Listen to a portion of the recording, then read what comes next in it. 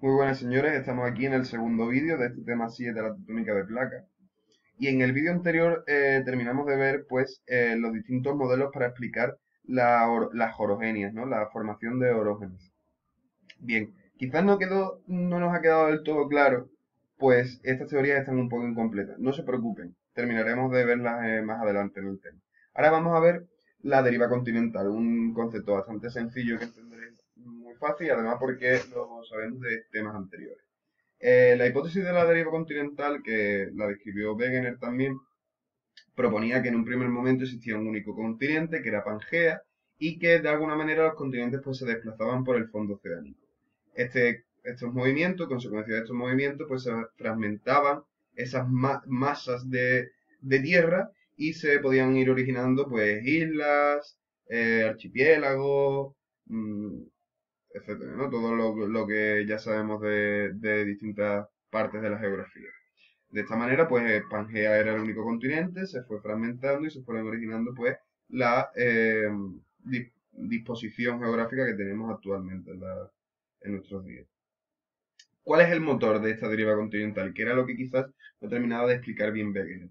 Primero, él defendía que esta deriva continental se produce por la fuga de los polos, es decir, la misma fuerza centrífuga que tiene la Tierra al girar sobre sí misma en el movimiento de rotación hace que estos polos se vayan, estas masas de Tierra se vayan moviendo, ¿no? De la misma manera que si nosotros dejamos ropa en una lavadora, el movimiento rotatorio de esa lavadora va a hacer la ropa pues se vaya moviendo en ese círculo, ¿no?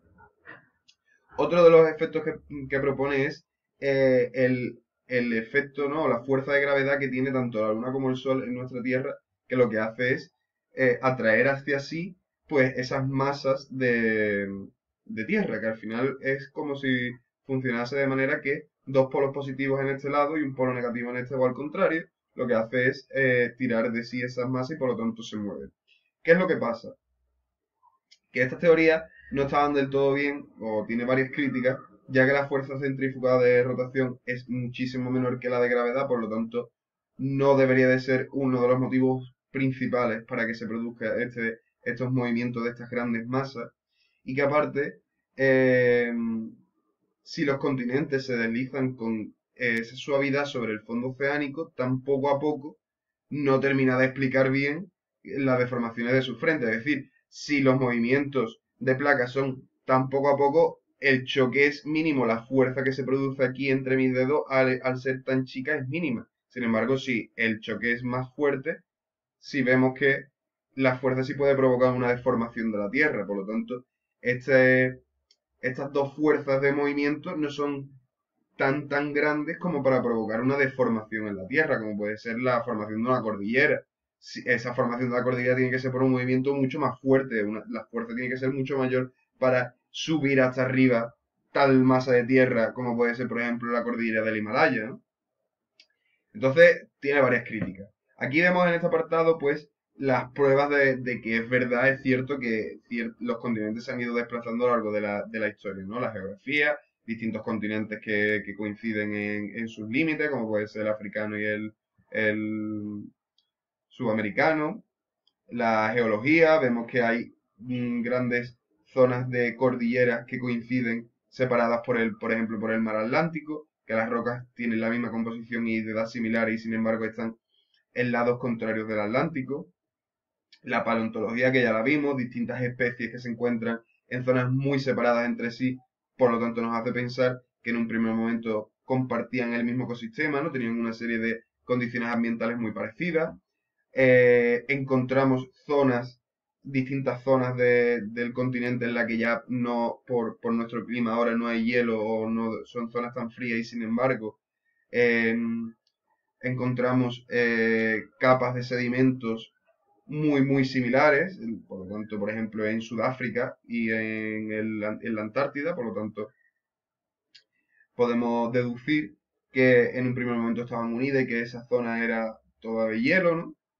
En fin, una serie de evidencias que nos hacen pensar que sí, que en un primer momento estaban todas unidas. Pero como hemos visto, tiene una serie de fallos esta teoría. Bien. Llegamos a la teoría principal, a la teoría que mejor explica todos los cambios que se han producido en la geodinámica externa de la Tierra, pero para entenderla nos vamos a ir abajo del todo y vamos a ver los conceptos básicos de esta teoría de placas y después los iremos desgranando. Bien, los conceptos básicos son básicamente que la parte más externa de la Tierra, como ya hemos visto en el vídeo anterior, recibe el nombre de litosfera, que es una capa discontinua que se halla dividida en placas, que ya las veremos. Estos límites de placa, al chocar, es donde se produce o donde se encuentra la mayor actividad geológica, mientras que en el centro de esta placa no vamos a encontrar apenas actividad geológica. Por lo tanto, deducimos que la actividad geológica de la Tierra se va a producir en los choques de placas, aquí por ejemplo, y no en el centro de la placa. Después que la litosfera oceánica, como ya hemos visto, es más delgada que la litosfera continental, que la litosfera se crea a través de dorsales oceánicas y que se destruyen las fosas oceánicas, ya veremos esto, ahora lo vamos a ver, y que el movimiento de estas placas es lo que produce los cambios de posición en los continentes. Es decir, los movimientos de estas placas han producido que aquí se produjese un corte o una rotura de esta masa de tierra y que se separase el continente africano del continente sudamericano.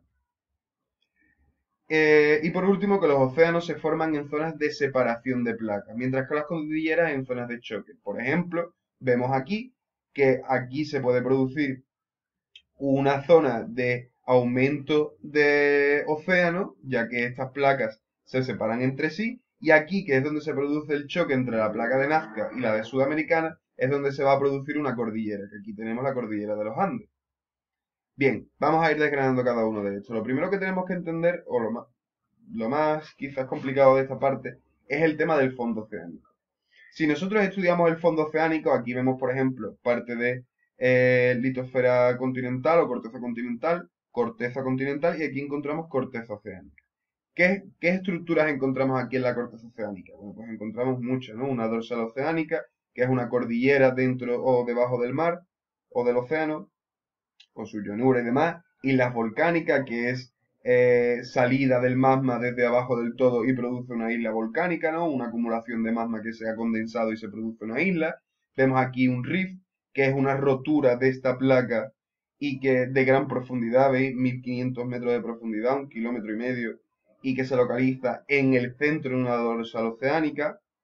Vemos una fosa oceánica, que son zanjas que se producen, ¿no? Al encontrar próximas a taludes continentales o islas volcánicas, y en esas son frecuentes los terremotos. Aquí es muy frecuente que se produzcan choques entre placas y se produzca un terremoto o un seísmo.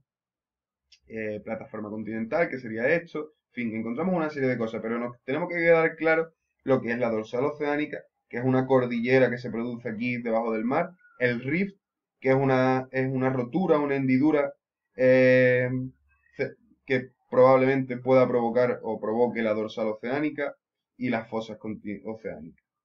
Bien. Hemos dicho antes que las zonas o los océanos se expanden en zonas de rotura o separación de estas litosferas oceánicas. Pero ¿cómo se produce esto? Pues mirad, en esta expansión del fondo oceánico es gracias a las corrientes de convección a través de los rifts o dorsales, de las dorsales. ¿Veis aquí? ¿Esto qué significa? O esta hipótesis no se aceptó hasta que se descubrió qué cosa. Pues primero, se pudo estudiar esto gracias a que las rocas de los fondos oceánicos son más jóvenes que las que encontramos en los continentes.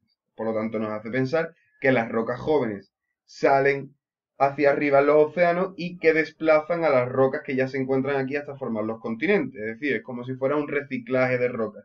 Sale una roca joven desde arriba hacia la dorsal oceánica y desplaza las rocas que ya existen cada vez más hacia los exteriores hasta que son parte ya de la dorsal continental o de la corteza continental.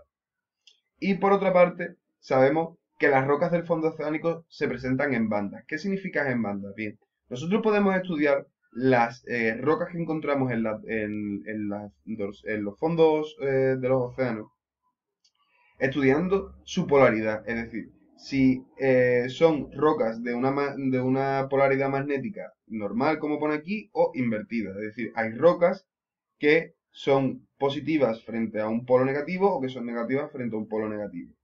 Entonces aquí podemos ver bandas, ¿no? Tendríamos aquí una banda positiva, una banda negativa, una banda negativa y una banda positiva. ¡Ay! Me he equivocado.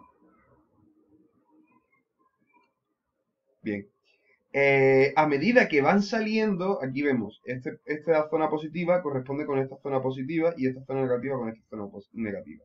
Como he dicho, se van sustituyendo desde abajo rocas jóvenes hacia arriba y desplazan. Aquí vemos que aquí ha habido dos bandas que han salido desde abajo y han desplazado las que estaban ya en este momento, ¿no? Aquí vemos, por ejemplo, que existen minerales ferromagnéticos como las magnetitas y otras rocas que son volcánicas como los basaltos, ¿no? Entonces van a ir pasando desde abajo hacia arriba y van a ir desplazando estas rocas que teníamos. Por lo tanto, se va a ir desplazando estas bloques de rocas, estos bloques, y como vemos aquí, ha aumentado el grosor, por lo tanto, ha aumentado también la cantidad de océano que encontramos en esta zona, es decir, ha aumentado la cantidad de océano. Por último, vemos que si se produce una inversión del campo magnético, vamos a encontrar al revés. Fijaos que este campo positivo y esta zona positiva y esta zona negativa es esta. Es decir, se ha desplazado muchísimo.